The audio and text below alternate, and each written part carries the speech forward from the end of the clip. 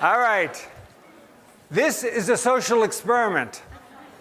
We just heard about addiction. To some degree, this is a workshop about the addiction to coaching. It pulls you in. And many of us do it without intentionality. We just assume we should be doing it because we think we're great coaches, because we think this is our calling, because we think that we make great contributions to the leaders of the world. And the question I want to make sure that everyone asks today in the next 2.5 hours plus lunch is this right for you? Are you doing it the right thing with the right people at the right time in the right way with the right infrastructure and the right support and the right network? And are you making sure that you're picking your clients instead of them picking you? Are you making sure that you're having fun and that you're taking care of you and that you're getting the sleep that you need? Are you making sure that you're developing your frontal cortex?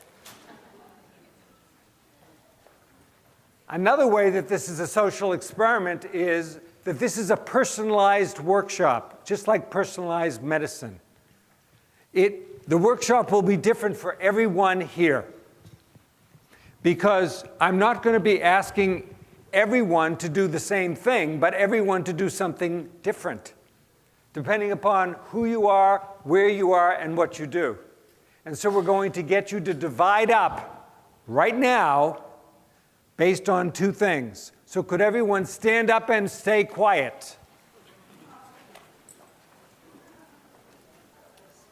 Thank you. I'm going to stand up here so you can see me. Is there a light? Can you see me? Yes. Good, thank you. I am not going to be presenting much today, but I am going to be giving you information. I'm not going to be entertaining. You are going to be coaching one another. Most of what you're doing today is testing out the questions, 15 questions, to find out if you are doing coaching intentionally and how you can help other people be intentional in their coaching. So here's how we're going to divide up. First of all, could those who are very new to coaching, meaning you are considering doing it or you are just starting doing it, raise your hand? Could you all go against that wall? Right now, quickly, move to that wall. Quickly. You only have 10 seconds. Get over there. Just don't hurt each other. As they are moving, people who have 1 to 10 years experience, could you raise your hands in leadership coaching? Leadership coaching. Okay. Could you stay in the middle? Stay in the middle. If you're on the left, move to the middle. If you're on the right, move to the middle. Could those who have more than 10 years experience raise your hand in leadership coaching? Could you all come over here, please? If you have more than 10 years experience in leadership coaching, please come to this third of the room very quickly. I am assuming you are in the right place, but there is one more move to make. In the place that you are, based on experience level, I'm going to ask you how many people are primarily individual contributors or work in small group. Could you please come to the front of wherever you are? You work on your own or in a small network of people, not in a big consulting firm and not internally. Come to the front. That means front seats. Okay? Please listen. Those of you who work as part of a consulting firm, consulting coaching firm, in other words, you are an adjunct primarily, or you work as an employee of a firm that does coaching, could you raise your hand? Could you go in the middle of the room, wherever you are? Which, if you're left, right, middle from front to back. Finally, the third group. How many people work inside an organization as a HR, internal partner, coach, that kind of person? Could you go toward the back of the room? To the back of the room in the same 3. Quickly move, that's where you should be. Left, right, middle, front, middle, back. Now go sit. Go sit. If you're in the front, sit in the front of this middle part. Okay, thanks, Lou. Make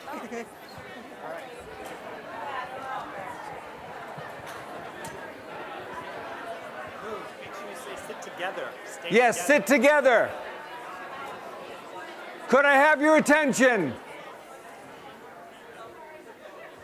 Thank you.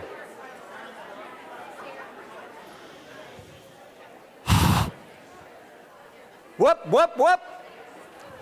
Please. Pardon me if I heard you a little bit today.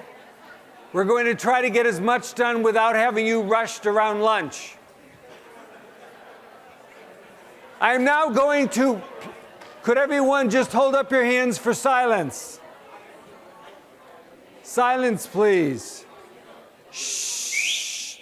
Thank you. Wonderful. So, if this worked out appropriately, the new people who work independently should be in the front right over there. Are you? Great. The people who work as an independent, highly experienced coach, where are you?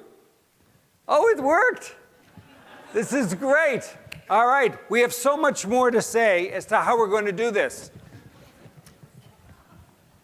In addition to the 3 years of research that I did, contacting coaches in 25 countries, asking them how do they build, manage, and develop their practice in leadership and executive coaching, and what I put into my book about that I'm going to be sharing all of the material from today. If you want to buy the book, you can buy the book, but the core of it is all going to be presented. It's all in your handouts. Okay? In addition to that, we have 6 experts in how to do that who have volunteered their time to facilitate and roll around amongst you, as Louis Black would say. Okay? Amongst you. And they are where? Here you are. Where are the others? There they are. This is Doug Riddle. Doug Riddle runs coaching for the Center for Creative Leadership. This is Ben Datner. In addition to being an extremely well-known leadership coach, he is, I have been told by many people, one of the best self-promoters that exists. www.creditandblame.com. And I said, this wonderful gentleman, Jeff Howell, in addition to having 15 years experience as an executive coach, more, 25. Oh, okay, he doesn't want to, he's a humble man. He's also one of the directors of the Institute of Coaching. And in addition to that, he's done many other things, leading coaching practice, many other things. He brings a great deal. And what we also have is we have the West Coast. You are from? New York. New York. East Coast. East Coast, New York. Okay, this is Donna Carlin. Donna works with heads of state, ambassadors, corporate executives. She's in the war rooms during the war in Afghanistan, literally, the war in Syria. She's a shadow coach. She heads up a Better Perspective consulting firm. She's the founder and runs the School of Shadow Coaching. She has run practices. She knows how to make this happen. She is an expert. She is a wonderful resource for you. This is, and she is from Ottawa, Canada. She is a Canadian. And I think of her as an American as well. I'm here more than I'm there. Yes, and she works only 10% in Canada. She works in countries around the world. This is Sunny Stout Rostrom from South Africa, originally from California, gone through London for 25 years and worked around the world. Sunny is the founder of Comensa, coaching and mentoring organization of South Africa, and has also led practices, group practices, as well as her own very successful practice as an executive and leadership coach and consultant. Okay? And Kate Larson, could you tell people where you live? I'm in Minneapolis. So, Midwest. Midwest representative. We're trying to get people from different, am I on? You can hear me. I can't hear myself. AV person, am I on? I'm back on, thank you. Kate is also a very experienced coach, managed coaching practice, does a variety of things, has both leadership coaching and health and wellness, specializes, and she is a member of Well Coaches and a leader in Well Coaches, so she's also there. So we're trying to get a diversity. They're there, here for you, to roam amongst you, not to answer the questions necessarily, but to help you answer them when you get to a point. What are we going to be doing for the next 2 hours, including a break that starts in about a half an hour, and then we're going to have an hour and a quarter for lunch and come back right at 1:30, right? That's the time? Okay, thank you. Donna is my timekeeper. She's going to keep me on time because my brain doesn't do that. Here's what we're going to be doing. There's no way we can get through all 15 questions. So we're going to have you pick which question to focus on out of each group of 5. We're going to start with the first 5, then the next 5, then the next 5. Don't worry about finding them right now. I'm going to give you instructions to do that, okay? I need a clicker. Could someone in AV give me a clicker so I can advance the slides? Where might it be? Okay, that's a normal place where it might be.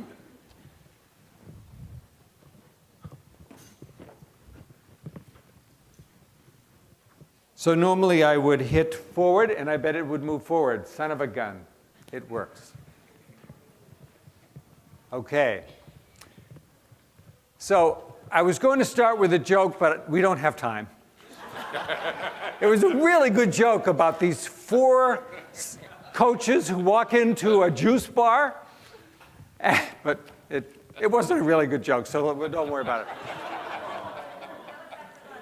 After lunch, absolutely.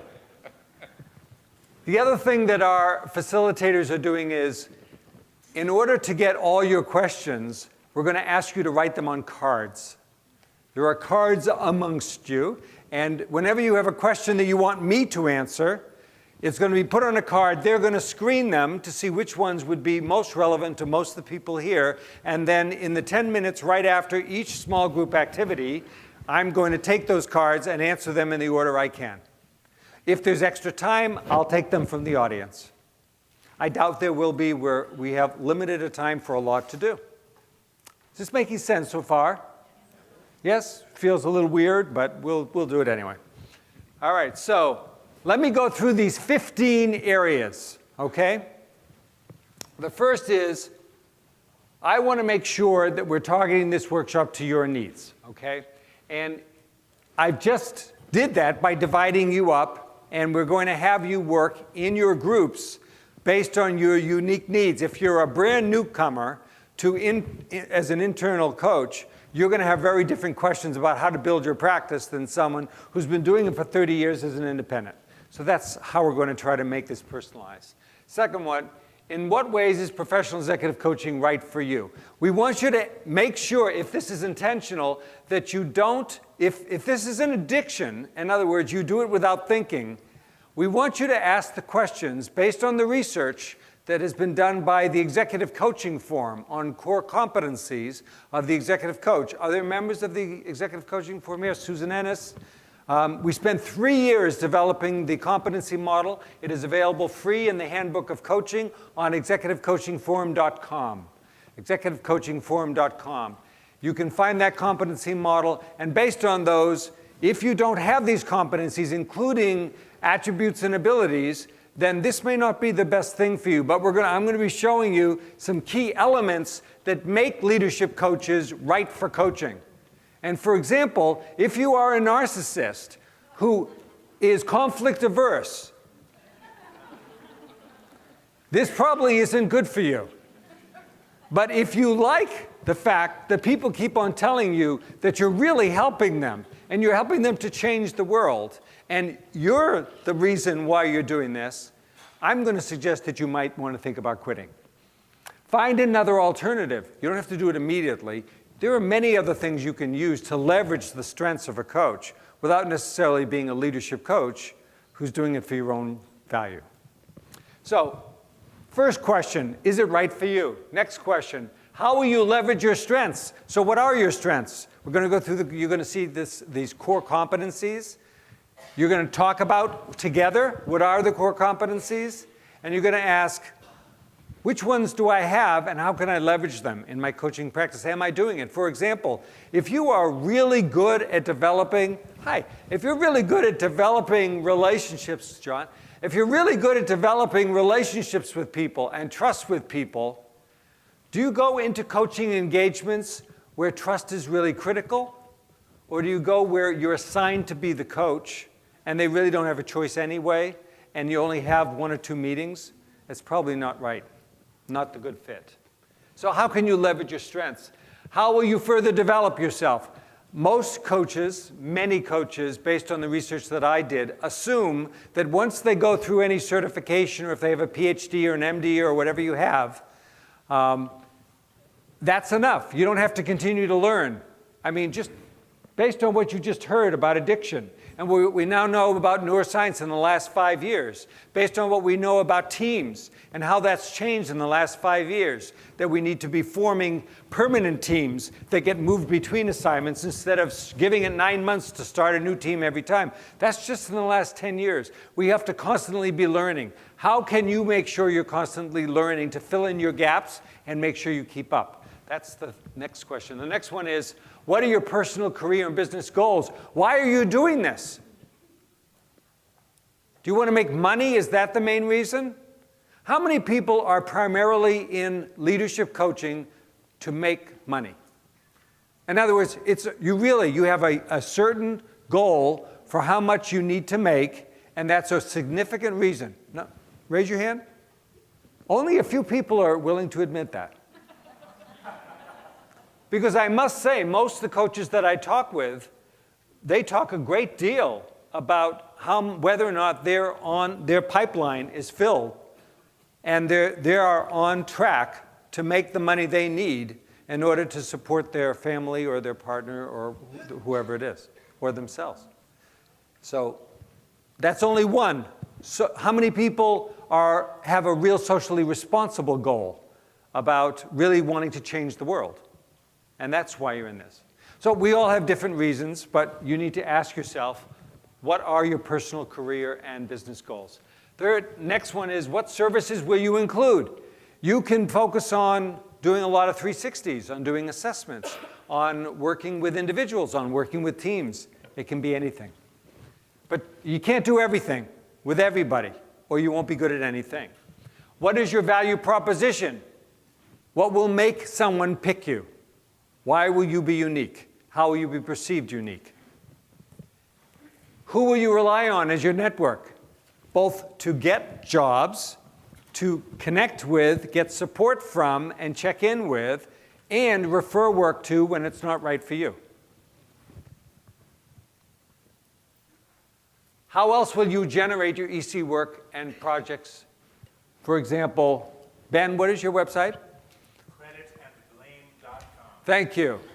How many people have websites? How many people do blogging? How many people have links to other places? How many people do public speaking? How many people write books? How many people do research? How many people publish that research? All of these ways to get other work. What tools, models, materials do you already have to use in your practice? If you're relying only on you, you're not relying on a lot. Yes, you are very critical. And obviously, being a compassionate, great listener, someone who has knowledge, understands individual differences, understands organizational dynamics, business development, all those things, that's very important. But you need tools, you need models, you need techniques, you need assessment methodologies. What tools, models, materials will you need to find and develop based on the ones you don't have? And what do you need from your office or virtual practice infrastructure. So for example, I just switched from using Skype, which was very unreliable, to using WebEx as an example for all my telecommuting, teleconferencing, working much, much better. How many people use an office management system? How many people have administrative assistants that handle your details, okay? You'll see there's about a third of the people in the room. A lot of you may be wasting your time by spending the time doing all your scheduling, when really what people need you to do, your clients need you to do, is to spend time with them. I just got a phone call. I'm sorry, I got an urgent message from one of my clients saying, everything is imploding. Call me now. And all I could do is to text back, I'm sorry I'm presenting. I can't talk to you until 3. I feel awful. But there should be someone I should hand off to, and it's just not set up right now because I just moved. But you do what you can do. The question is, what do you need to make sure that you have what it takes so you don't have to reinvent the wheel when the fire comes up? What research and publication will you do to know that you're doing the right thing and to contribute to the development of this professional discipline that is not a discipline yet? We just did, Sunny and I just did that Carol mentioned, a research review of all peer-reviewed controlled studies over the last, from 2008 through 2012 June, and found that there were only around 250 studies in, interestingly, 85 journals. But most of that research did not answer any of the basic questions that were put forth by the International Coaching Research Forum 4.5 years ago. So you need to be the practitioner researcher. What will you need to do to successfully transition into executive coaching from whatever you do now? How many people are physicians? Okay? If you're used to curing and diagnosing, most of you have probably learned to undo that learning.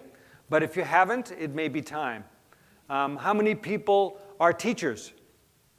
Come from education. You may be used to telling people things instead of having them discover things.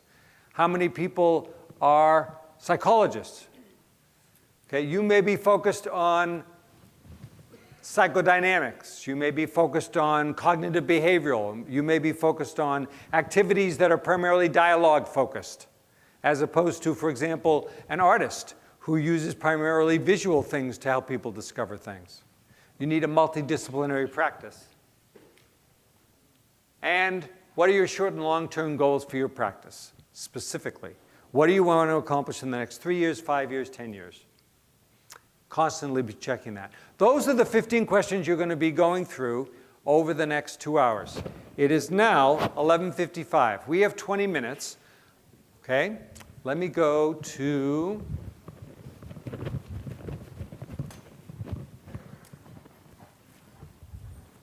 okay, I put my papers down.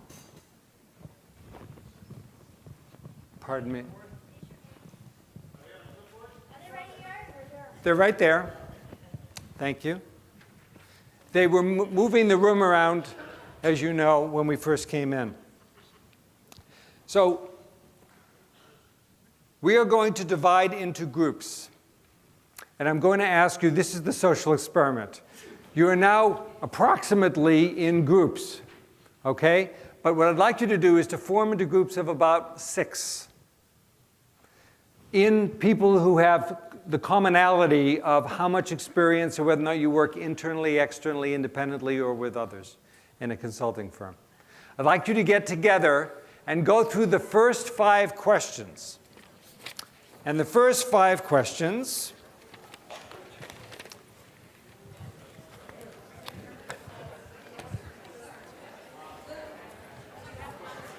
yes, but they're not right.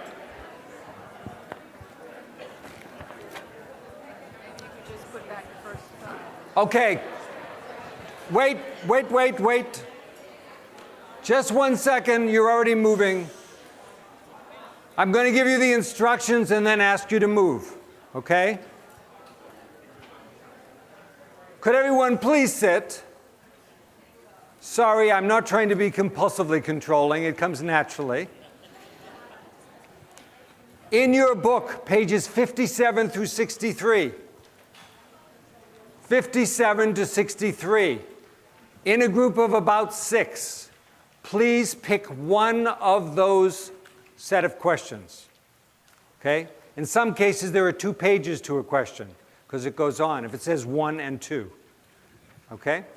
So pages 57 through 63 in your group, go to those questions, pick one of them, and start to answer them as a group. Talk with one another. Serve as experts to one another. Coach one another. See if you understand the question. Try to answer the question. And if you have questions about how do I make sense of this, write it on cards and use your facilitators to understand what you're doing. This is a time to step back and understand what are these 5 questions. Are you ready to move? Please go into group 6, and you're going to spend 15 minutes doing that. Go.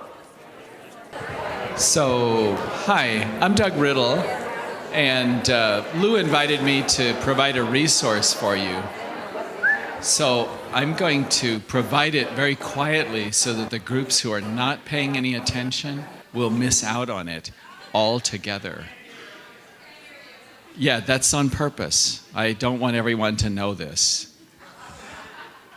Oh, but now that you've announced that you can't hear, everyone can, in fact, hear, ruining my evil plan. So my name is Doug Riddle, and I'm associated with the Center for Creative Leadership. And I was just thinking of a resource that some of you might enjoy, and some of you probably already signed up for. It's an accidental LinkedIn group called Leadership Coach. How many of you are already on Leadership Coach? Yes, there's a batch of you.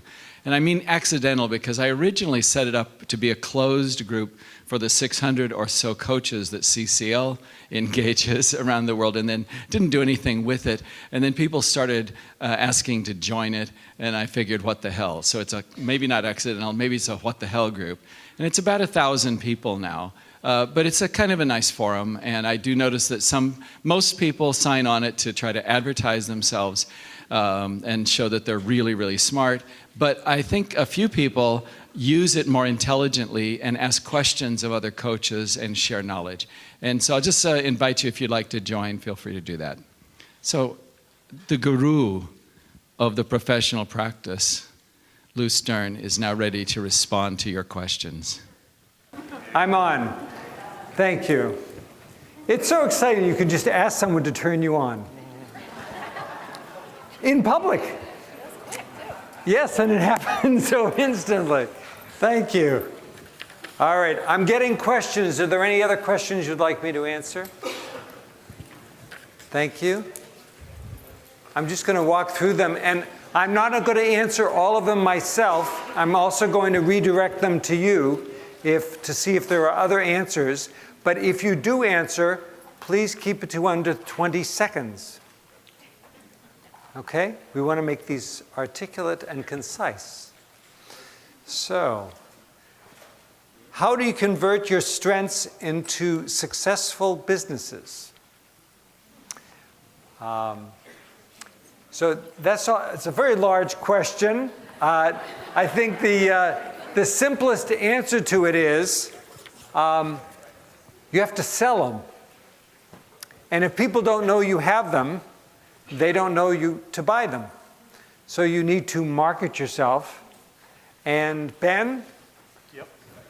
Can you talk a little bit about when you know you have a strength, how you get the world to know that it's available for sale? Sure. Could you turn on this mic, please? Number 1. Number 1? Okay, the best way to do it is to identify 4 or 5 journalists in your geographic area who write about workplace issues. And if you're in an area where there are no workplace journalists, find one in the nearest great metro area. And what you do is you start writing to them after they write articles. And you balance 2 things. On one hand, you say, that was a great article, wonderful, totally comprehensive, and error-free. At the same time, you say, as a leadership coach, here are the kinds of things I help my clients with, here's an additional angle you might have considered, or that others might consider, or other things that are related to this, etc.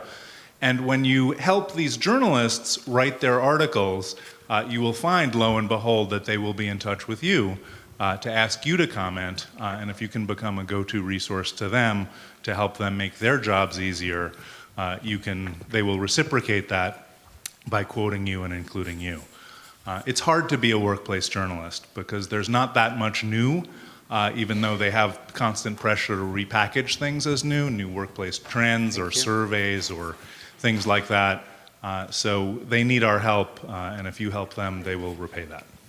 Thank you. Some of the media outlets that call on you now. I've been called by the New York Times, National Public Radio, the Today Show, Good Morning America, various things. It's much easier when you're in New York City and they say, how soon can you get to 30 Rock? And you say within 20 minutes, and then you're there. So there's certainly a geographic advantage that New York City can confer.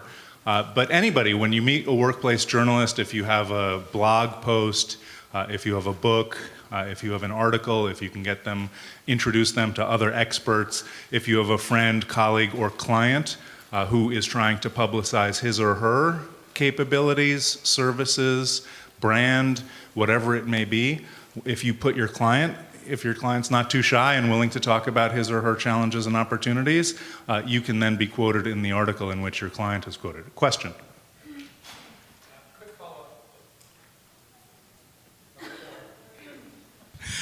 Quick follow-up on that one. What about Help a Reporter Out? HARO? What experience have you had answering the questions for folks that are diverse? I have not used that particular service, but there is another service called ProfNet, which is run by PR Newswire, which I subscribed to for several years until I realized it really wasn't helping me because I knew many of these journalists personally, and so it wasn't necessary. But ProfNet, you and a bunch of colleagues or perhaps friends and associates who are in different fields who might be looking for other kinds of things, you get 3 updates, and I think Help a Reporter Out is like this as well. From ProfNet, you get 3 sets of queries with 5 or 10 queries each day saying, can anybody recommend a new trend in cooking? Can anybody comment on the Petraeus scandal? Can anybody talk about a new survey that says 8 out of 10 workers would prefer to work at home? And it lists the journalist and his or her contact information, and then you respond to them and say, let me tell you about this survey or that survey, or I can comment on this, I can comment on that. And PR Newswire is also a service wherein if you have a book, blog post, research study, or anything, a statement that you want to make about current events, etc., you can then put that out there, and the journalists can then read your pitch, if you will, and then they can be in touch with you. Thanks. Okay. I have several other questions, and then what we're going to do is we're going to go on to the next set of questions, and I'm going to check in with you to see if you'd like to stay in your same small groups or in some way divide up in some way that would work better for you, or ask questions of each other. I've got some, for example, some of the people with less experience in the field, especially in corporate, were said, could we ask questions of people with all the experience over here? And of course, you can do that if you decide you'd like to. But let me get to some basic questions here. And I'm going to ask for tolerance and patience of people who already know the answers to this, because obviously these are the questions you'd say, I was hoping I wouldn't have to deal with this. For example, what is executive coaching? Executive coaching is defined in many different ways by many different people, but I'm going to use the definition that the Executive Coaching Forum, Susan Ennis, and many of us have put together, which is a basic definition, and it basically says it is the development of core competencies and performance for the organization. It's a combination of those two things, and it is for both. It's not just for people who are called executives, but it's for people who are leaders or potential leaders or have significant influence at a strategic level within an organization. Okay? So it is focused on leadership and influence, both competency development, habit change, and organizational results. Now, there may be disagreement in the room as to how that is appropriate or inappropriate, but that's the one that I'm basing what we're working on. Yes? Can you give the website? It was mentioned, and perhaps you were the one who It's called executivecoachingforum.com. I would highly recommend that particular website. Lots of good information, including the handbook Yeah, on executive coaching that has this definition in it, along with the 4 competencies for executive coaching. Right, it's a full competency model. It's rather extensive. It was developed through a 3-year process. And the handbook is now in its 5th edition and is being used by tens of thousands of organizations around the world. Yes, there's a link to it through the ICPA member website, and it is free. Okay, next question here. Is it necessary to have business experience to be an executive coach? Yes.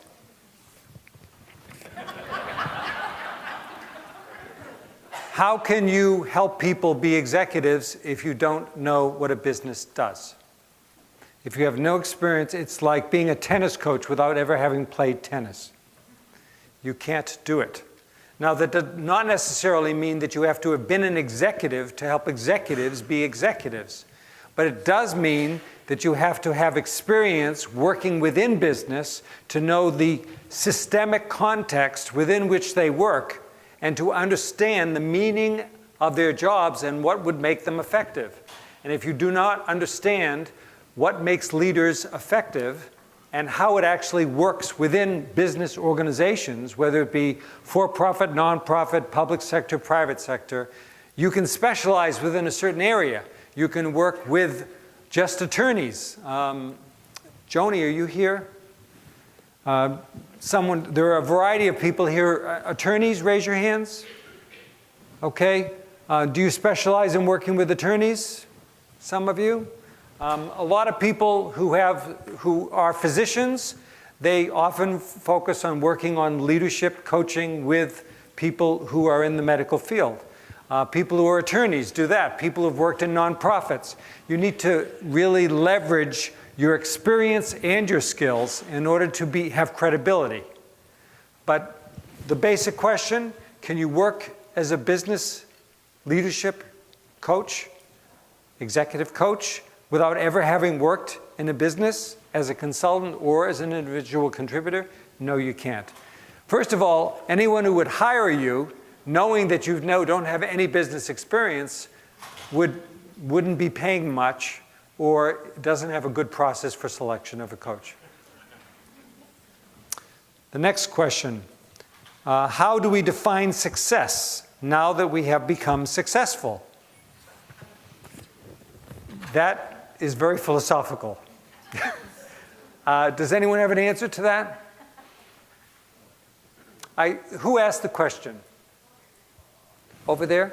Could you tell us what's underneath the question? It was a combination of the table. We're all at a place in our careers where we're trying to redefine the next leg of the career.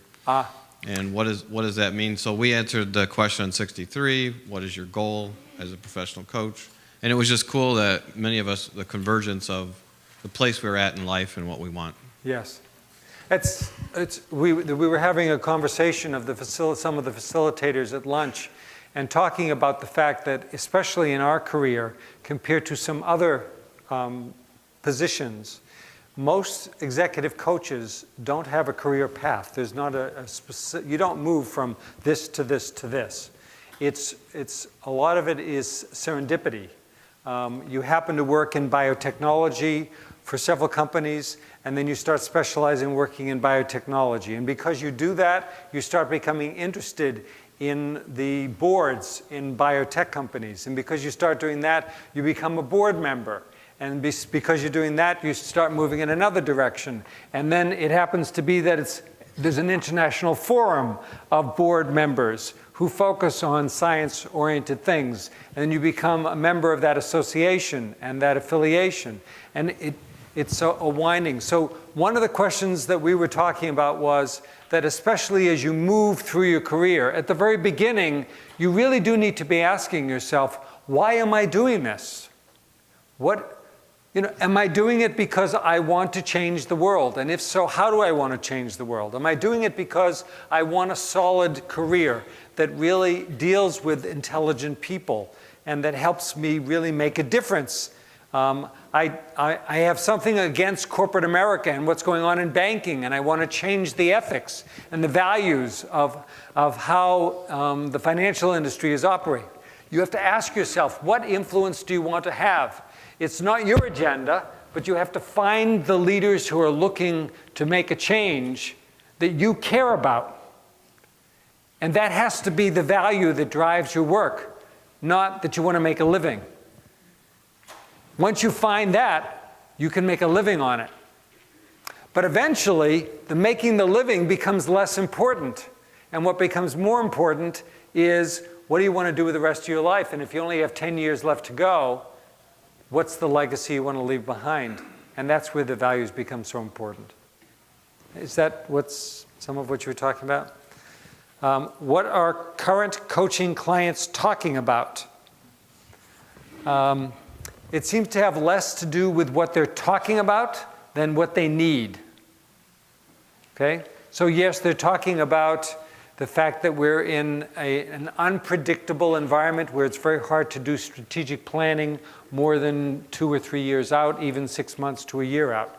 They're talking about that it's very hard to work with Generation X or Y or Z, people who are very different than you. They're talking about that in this global environment, it's very hard if you don't want to travel.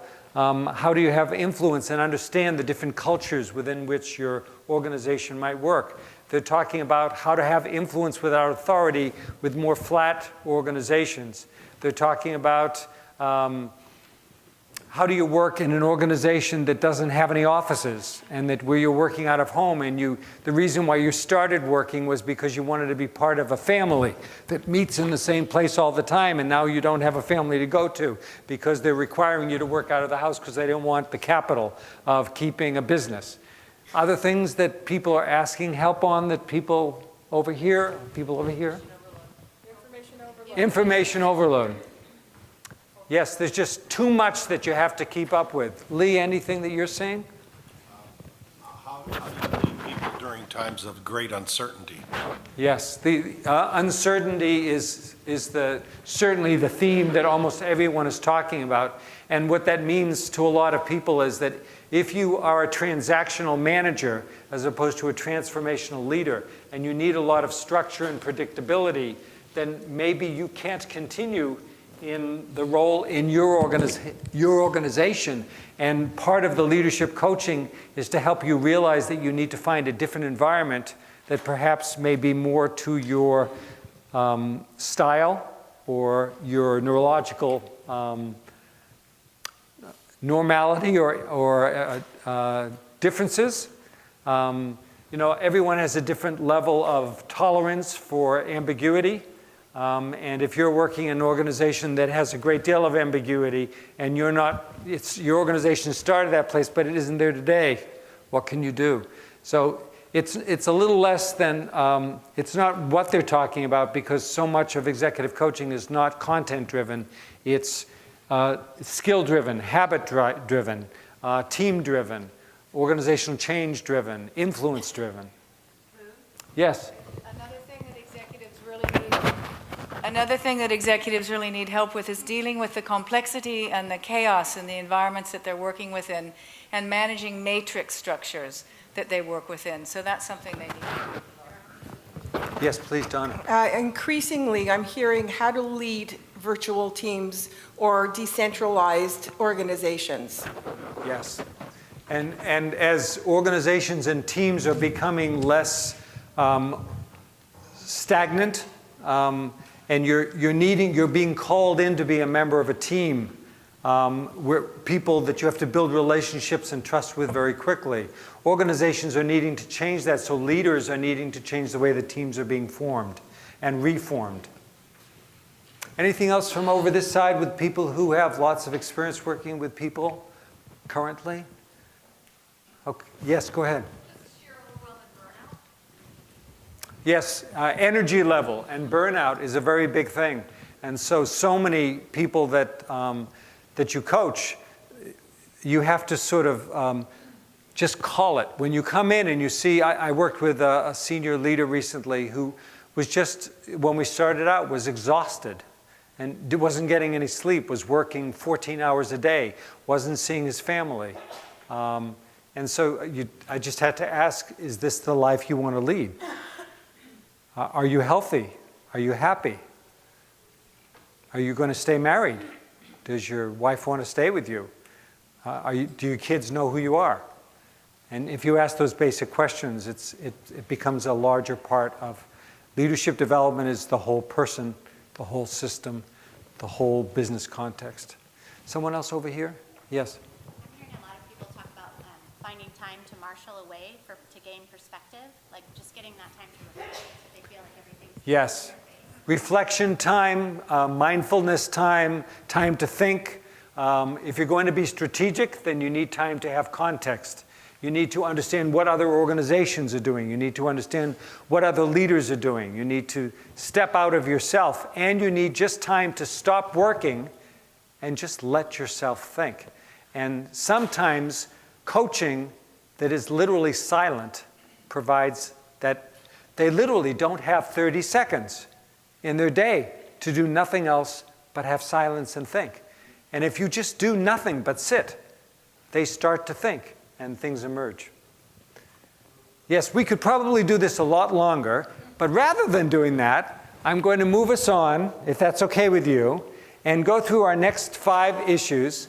And then what we're going to do is you're going to get the choice, and I'm going to ask people, we can do it differently by group, to go to the next 5 questions, and actually the final 10 questions, pick the 1 or 2 you'd like to focus on, and spend a good half hour, 45 minutes in either your whole group or in subgroups, discuss those things, and then open it up for questions. And now we're going to go around with mics as opposed to have everything written down on cards to really open it up for people to answer questions for each other. Does that sound okay? I need feedback. Yes, that'll do it for you. You'll be happy? Good. Okay. I'm now going to present on the next questions. So, we're now starting. By the way, you see the parentheses, page 191?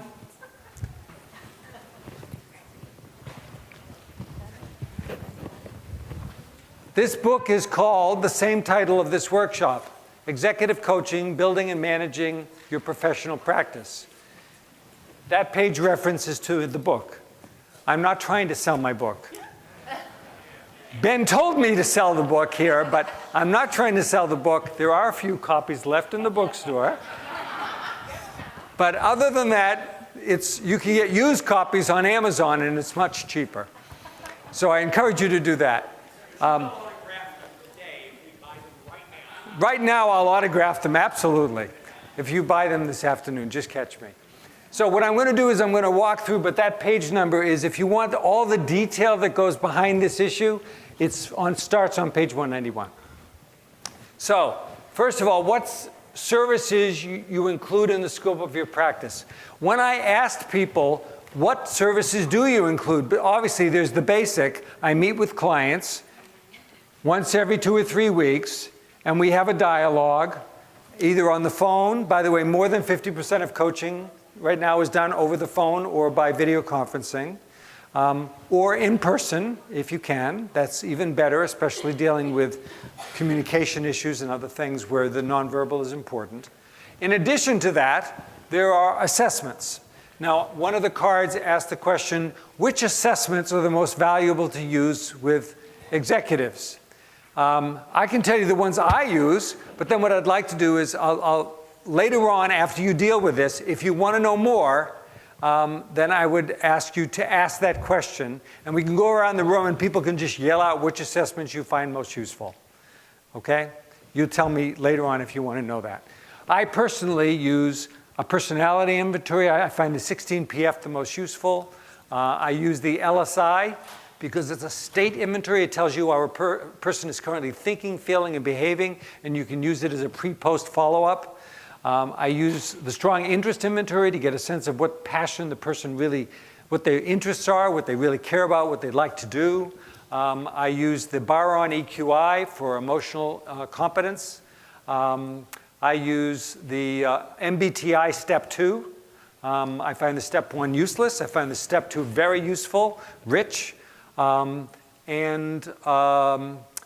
see, what else do I use? I use the DISC, but I use the TTI's version, the Successful Managers Report, and find that that report is extremely rich, and people find it very, very useful, more than any other instrument. They find the report as most useful. But more importantly, what I do for assessments is I do a 360, which is the next category here, and it's rather extensive. If I went around the room to our experts here and to the experts over here and anyone who does 360s, you would see such a variety of how people do them. Some just give an instrument, a survey that's done online. Some people do quantitative assessments on the phone or in person, and then they ask for some verbatim quotes. What I do is I do an hour per interview, typically 12 to 36 qualitative verbatim feedback interviews. And they're very intense, and they're mostly anonymous, but they provide rich data. If the person already doesn't know what they need to work on, and in which situations they need to work on, and how they actually need to act differently. If they already know that, the 360 could be a waste of time. But if they're emotionally not able to accept it yet, they haven't gotten there, then that's there. Other things, just to go down, do you know what all these things mean? Do you have any questions as to what they mean? Shadow coaching, Donna, could you define it in 30 seconds or less? Yes, I can. Here, use the mic. Project. Okay, then I'm going to use the mic. Shadow coaching is a combination of observational, in real-time coaching, so being a partner in crime in the context and content of your clients' days as they run, and doing shadow work, looking for what the roadblocks are, the shadows, the dark sides, and hidden potential that emerge in real time when you work with them. That's like the real in a nutshell. So if I could add, having been trained by Donna, thank you for reminding me on the time, and seeing her do it and now done it myself, the difference is then rather than sitting in a room like therapy or counseling, if you're doing shadow coaching, you literally for a day or 2 days or 3 days spend the entire day as they work, following them through their day, and before every event, giving them coaching, and after everything they do, giving them coaching. So it's in the moment. And it's not just about an observation of what they're doing. It's about all the things you talked about in previous sessions, having to do with things that might be getting in the way around their assumptions, their beliefs, their self-confidence, things from their childhood, whatever it might be. Okay? Anything else that doesn't make sense to you? Legacy coaching is toward the end of someone's career. For example, I worked with the president of Northeastern University before he retired. So for the last 2 years, the question was, what do you want to leave behind? What difference do you before you leave, what do you want to make different here that you could say, and what do you want to put in your book about what you did once you've been somewhere for a significant period of time? Anything else? Onboarding is when someone is coming into a new role, either from within the organization or outside the organization. There's a 40% failure rate with newly assigned leaders. And you can double that success rate from 60 to 80% by doing 8 very particular things. Anything else that doesn't make sense? Remedial? Remedial coaching is what all coaching used to be. It's taking people who are failing and dealing with their deficiencies. Based on everything I've been reading lately, more than 80% of coaching these days is developmental or enhancement coaching or high potential coaching. It's to take the people who have the highest potential and identify their strengths and leverage them and build them and add to their repertoire. Plus, revise some of their habits.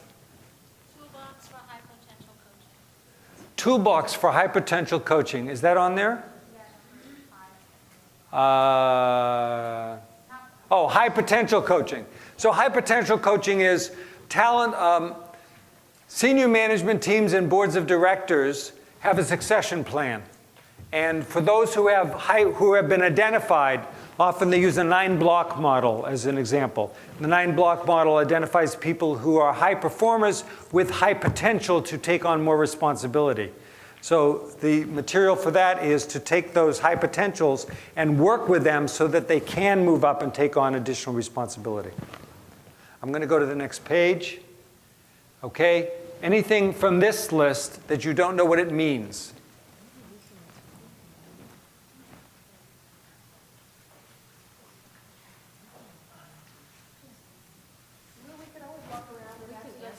Okay. All right, then I'm going to go to the next. I just want to walk through these and make sure if there's anything that's really you don't get as you're about to go work on them that you don't get. So what is your value proposition? Does everyone understand what a unique value proposition is? And what differentiates you in the marketplace? It's why someone would hire you versus, for example, in the Boston area. How many people live in Boston? Okay, so in the greater Boston area, about half the people here, there are thousands of executive coaches. And most of them, many of them, have at least 20 years experience and doctorates. And so it's very hard to compete if they have 20 years experience doing executive coaching with all those people out there, especially since organizations are doing less executive coaching rather than more. They're focusing toward the top end of the ladder versus lower end where they're using internal coaches. Would people agree? Okay.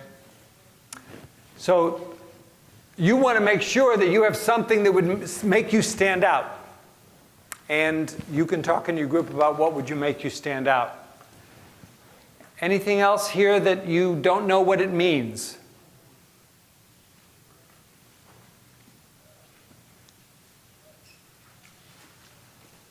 All right, I'm going to go to the next page. Who will you rely on for your network to get and refer work? So if you sit in, a lot of people literally, when I coach coaches, believe that if you sit in your office, they will call. They don't. Until you have such a reputation so that everyone knows who you are and you are in such demand and you're writing articles galore. How many of you get a lot of calls? Okay? So once you've been in the field for a long time and you write books and you're in the articles and you're being interviewed on TV and you're out there a lot and everyone knows you and you go to a human resource management group, you go to all the associations and you speak a lot and they just know who you are. You're one of the best. You'll get phone calls. You know, that's where I get most of my work as well. But the interesting thing is in the last year, I get about 1/3 of my work by people Google searching. They just put in Executive Coach Boston. So then you have to have really good optimization on your website and in your web presence so that when they Google, you show up. So you need this referral network not only to get work, but I refer 4 projects to other coaches for everyone that I take. So I have a referral network of people who do things that I don't do or do things that I do, but that I don't have time to do. And so you need that referral network. Plus you need experts in areas that you just don't have. For example, people who work with Asperger's. There are a lot in Boston, there are a lot of senior leaders who have Asperger's syndrome, high functioning autism. They don't, they have problems with executive functioning, problem with social skills, et cetera. There are people who specialize in that area. There are people who specialize in communications coaching, people who specialize in onboarding coaching, people who specialize on working in the middle. You need people who are specialists, people who are working with disabled people, people who are working with whatever it might be, narcissists, a hard group to work with. So this is forming your network to make sure that you can both get work, give work, and check in with people so you don't feel alone. And the second half of this, professionals similar to you, professionals who provide services other than you, and other sources of referrals or consulting and coaching. There are a variety of support groups and networking groups in different places around the country and in different parts of the world, where if you belong, they have quarterly or monthly or at least annual meetings where you get together with other coaches and just talk about your cases in a confidential environment. All right, am I at number 5? Let me look here. 64 through 71. What's page 71? 70 is the last question, starting with 66 to 70, and then that's 71. Okay. Okay.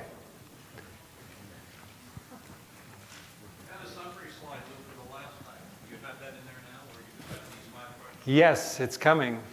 Here it is. So these are going through the last questions. These are the 5 questions for the next time around. I'm going to go through, here's the next 20 minutes, okay? So your 5 questions are, what are the services to include in your practice? What is your value proposition? Your 2-way referral network, tools and models and materials for your practice, and needs for your office or virtual practice. Okay? So, excuse me? Is that in the syllabus? No, that is not. But those are the numbers of the page numbers that are given, that I just gave you. They're pages 66 to 71, 65 to 71. 64 to 71. 64 to 71 in your books. Okay? So, in the next half hour, you are either going to work in your groups that you started with, but you should feel free that if you want to break up in those groups or mix and go over here and talk to some of the experts, feel free to do that from over there. Or if you guys have some things that you really want to offer to people over here, or you want to contact some of the people who work internally, feel free to mix. But the issues that we're dealing with in the next half hour are these issues. What are the answers for you? Remember, you need to always keep checking in. You can't go on autopilot. So what are the issues? Which of these are most important for you? Answer them together, and we'll come back in and then do the Q&A. Thank you. Welcome back.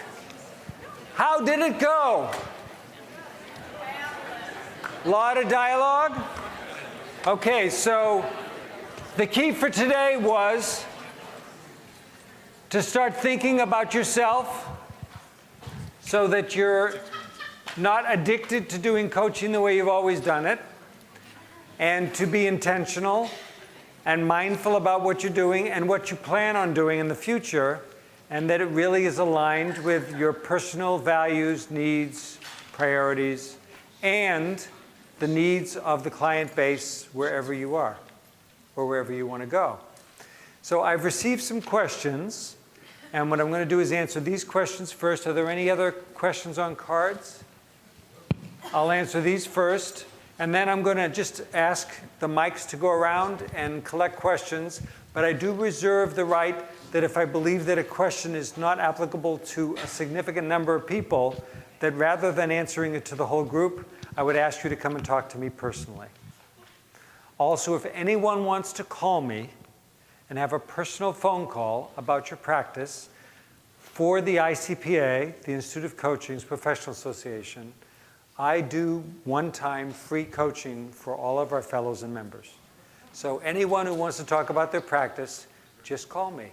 And you can reach me at my website, lewstern.com, lewstern.com. Okay? So here are the questions. The first one, I assume, is from this side of the room. And it is, what incentives do you provide colleagues who refer clients to you?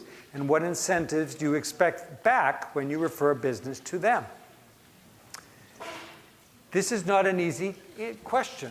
And the problem is that different professional associations call it the conflict of interest if you accept a referral fee. Because otherwise, you should be accepting referrals without being paid. Otherwise, it's a conflict of interest. So I never accept a referral fee, nor will I ever pay a referral fee. Unless I obviously, if I work as an adjunct within a consulting firm, then they take a piece of what is charged to the client. Kisses and hugs is nice. But what I always say to anyone who refers someone to me is, thank you so much. If I ever am aware of a situation where your talents would be best used, I will think of you. Could you tell me what those are? And if I ever need someone and they're saying, what can I pay you? I'll say, nothing, don't accept, and vice versa. If someone asks me for a fee, I say, I don't do that. If that's what you want, go somewhere else to get the case. Anyone else have very strong views otherwise? Yes? Yeah, let me express my 2 cents on that. If you're in a business, like we have a business, we have a global business. I'm not going to advertise, I'm just going to say we do. And so customers will come to us and say, would you consider providing coaching services here or there or wherever? Yes. And if we don't, for a variety of reasons, don't have the resources or whatever, but I find somebody, I have provided a service to you as a coach. And so it is our tradition for you to pay my organization, for example, a 15% finder's fee. You wouldn't have that business if it wasn't for the connection I had completely with the client. And that is what's called being an adjunct consultant, and the work is done through your organization. And so this is just, believe me, there is a big change. Differences of opinion abound around this question. We don't want to spend too much time on it. But what I can tell you is, one way to handle this is that either you, if you're going to get, someone else is going to get paid for the work that you're doing, then the work should be billed through that other person or organization. And then they pay you for your services. That's my bias. Yeah. It's based on American Psychological Association standards as an APA member and as a member of the Society for Consulting Psychology Ethical Standards around referrals. Just one other point is, if I'm working with a client and they say, can you bring someone in to do team building? Yes. I won't take a commission on that because I have a personal relationship with this client and I don't want them to feel I'm bringing this person in because they're paying me a commission. And that is not necessarily the case that if someone is working with me and I bring someone on to work with me and I am managing that project, I may take I'm charging the client for all the work and then I pay that person for their work. But they're working for me as an adjunct. And I put them on my insurance policy as an adjunct, because you then have to be protected for any work they do. No more time on this one if that's okay, but it is an understandable issue. This one? I was also given this, but they want me to answer it. Just so you Okay, thank you. So this one is very important because it has to do with coachability, mental health stability, and whether or not you should ensure that someone is in good enough shape to handle the stresses of coaching and that they're in a coachable moment. Okay? So first of all, there are a variety of resources out there and research to show that at different times people are coachable or not coachable, and that certain people are more coachable than others. For example, you can ask some basic questions like, if we find something that people suggest that you do differently, would you be willing to try something new? And if they say no, then you don't coach them. If you ask a question, can you tell me about your mental health? Is there anything I should know about your mental stability or about any past history that might affect your ability to take in input without reacting in a way that would be less than constructive? Now, I believe, and this is my personal bias, that all coaches should be trained in being able to screen potential clients for possible mental health issues. Yes? That's great on an intake. Now, what happens when you uncover something that's a therapeutic need in the middle of an Then you deal with ongoing it coaching? in a moment. And the issue is that you are usually, based on your contract, restricted to share things with the organization, but you can certainly, you have to have in your contract that you can share with the representative from the organization, whether it be the boss or the HR person or the executive development, that things have arisen that would prevent me from continuing working with this person based on how the coaching has moved forward. I mean, it's a challenge because you're starting to dip into HIPAA. If you run into depression and you say this is something that needs to be referred out to therapy, you can't share that with the organization. And that's why coaches need to understand enough about mental health to be able to refer appropriately and make decisions to not get engaged with someone who is not capable of dealing with coaching effectively. That does not mean you need to be a licensed social worker or a psychologist. It means you need to know enough to be able to screen. Yes? So HR calls you in, says, coach this individual, you conclude that she's depressed. Do you tell HR that you made that conclusion? No.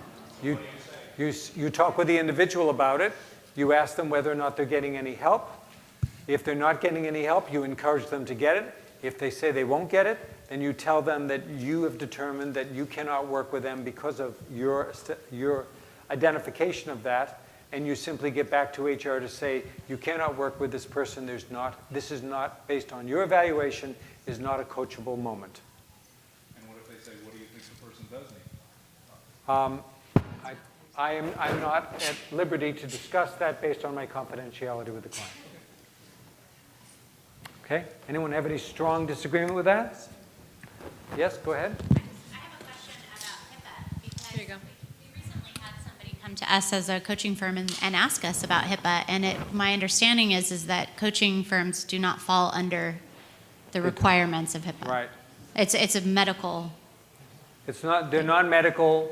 There's a question as to whether or not you are a mental health professional and licensed, understand, thank you.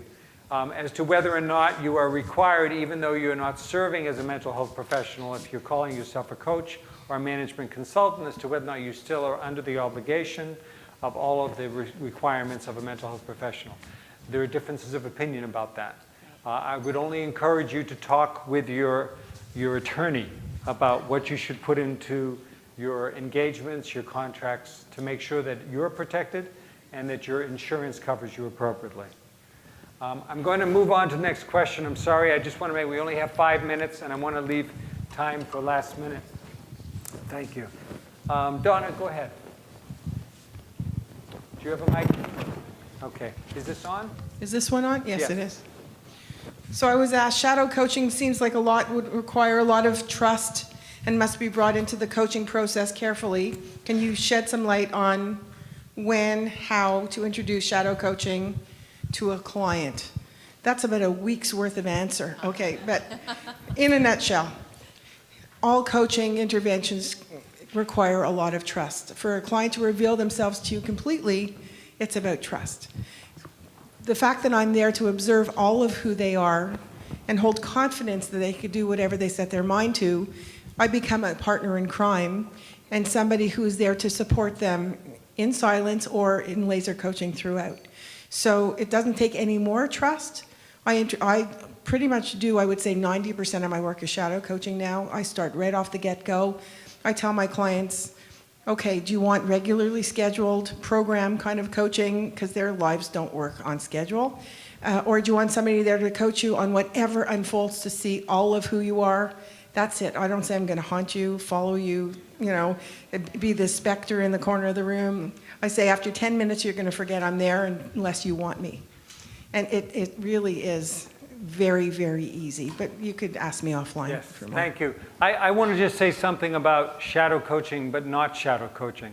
And that is, most coaching by many coaches does not rely on direct observation of the individual as they work.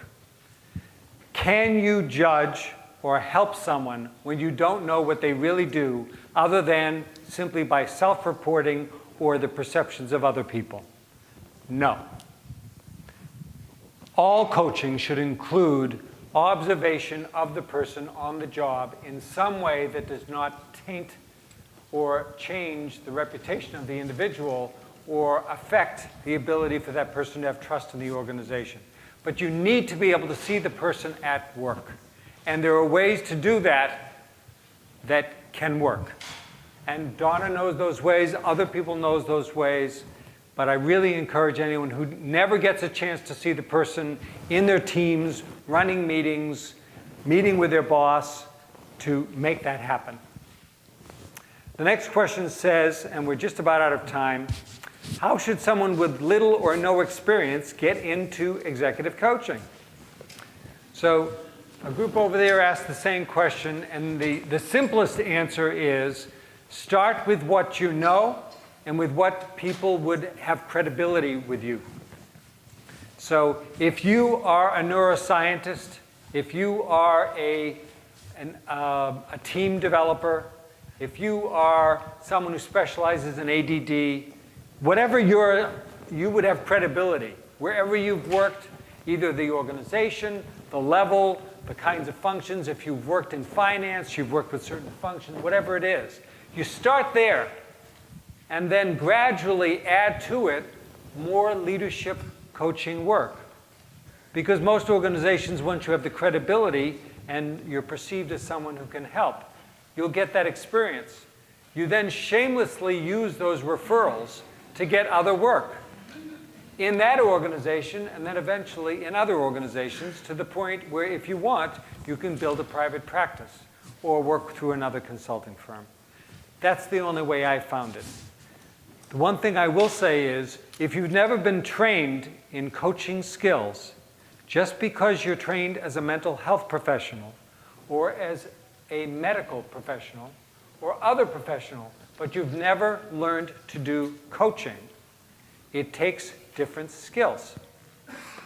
And the competency model that's here and that the executive coaching forum lays out the categories of those skills: knowledge, skills, abilities, attributes.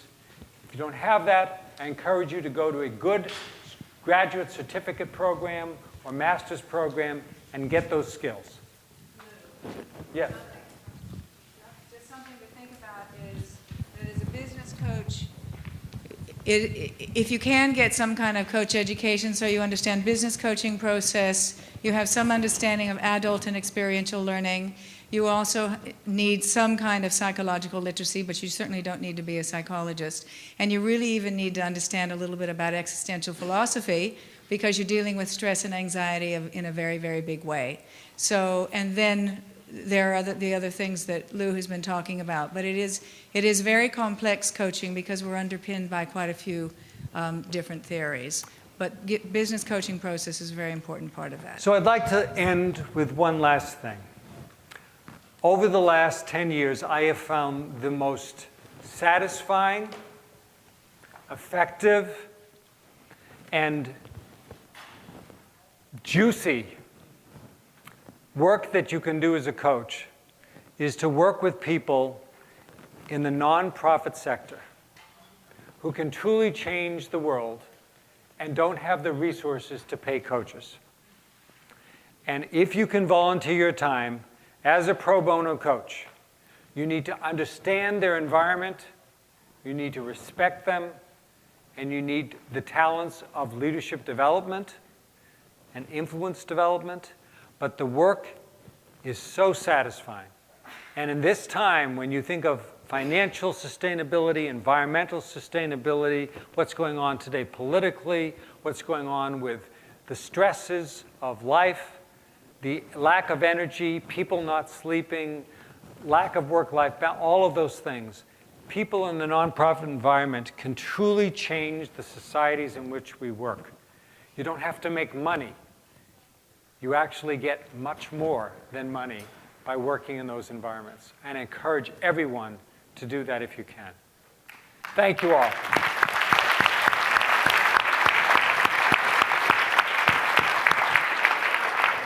Have a wonderful rest of the day.